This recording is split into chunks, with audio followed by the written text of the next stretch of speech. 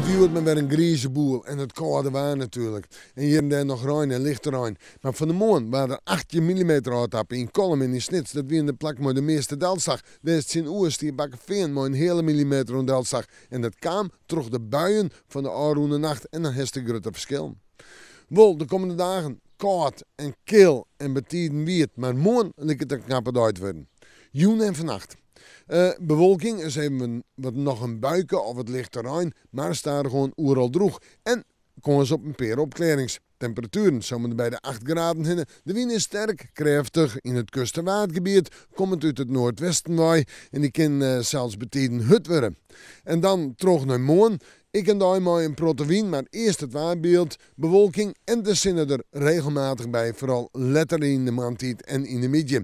Dus een positieve dag wat dat onbelangrijk.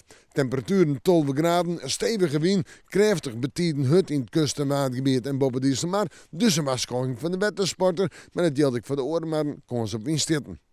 En dan zetten we terug naar Toonsje, vrijheid en sneeuw, het vooruitzicht. Toonsje, vrijheid en sneeuw, betiden rein of lichte rein. Op Toonsje zijn 9 graden, een koude dag. Op vrijheid zijn 11 graden, op sneeuw een 13 graden. En het zal wat minder stevig waaien, maar Toonsje zit er nog een flink wat weer. Nou ja, en takmieke kan het warmer worden, stabieler, meer zinnen. Daar ben we dan niet wel ontdaan, dan met de morgen, maar weer even in het waarsjen.